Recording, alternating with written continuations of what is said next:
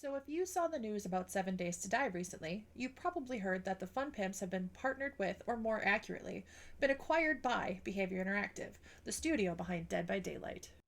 The developers held a Reddit AMA today to answer questions about what this actually means for the future of the game, and there were a few big takeaways that players should know.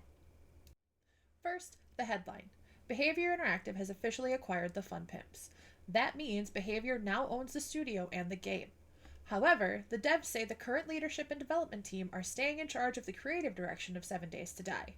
Behavior's role is mainly to provide more resources, things like additional developers, engineering support, art teams, and community support staff. According to the devs, the goal of the acquisition is to speed up development and deliver bigger updates more consistently. One of the biggest criticisms of 7 Days to Die over the years has been how long major updates take, so the hope is that with larger support structure behind them, updates will come out faster and include more content. One of the most important confirmations from the AMA is that bandits are still coming to the game. This is a feature that players have been asking about for years.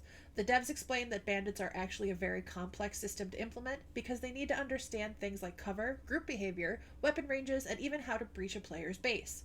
The upcoming bandit update is planned as version 4.0 and will include different bandit types, ranged and melee fighters, and more advanced AI behavior. Another topic that came up a lot was modding, since mods are a huge part of the game's community. The devs reassured players that mod support is not going away. In fact, they're exploring options that could potentially bring mods to consoles as well. One platform they mentioned was mod.io, which could allow mod support across PC and console instead of being limited to the Steam Workshop. Monetization was also a major concern for players, especially since Behaviour Interactive is known for games with a lot of DLC.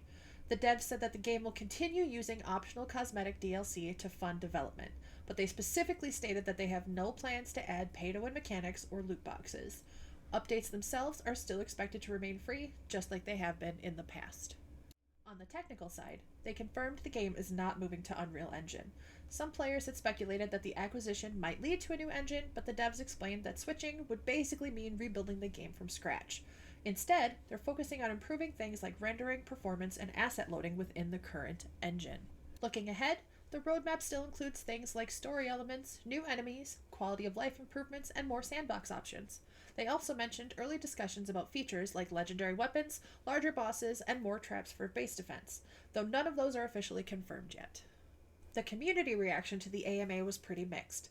Some players are excited because the game might finally get the resources it needs to move forward faster. Others are skeptical about the acquisition and worried about the corporate influence, monetization changes, and the direction of development.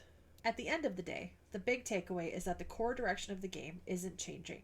7 Days to Die is still planned to remain a sandbox survival game, the original developers are still leading the project, and the partnership with Behaviour is meant to provide the support needed to push development further. So right now, the biggest things to watch for are how quickly updates start coming out and whether that long-awaited bandit system finally arrives. If Behaviour support actually helps the team deliver content faster, this could be a huge turning point for the game. For now, though, we'll just have to wait and see how the next few updates play out.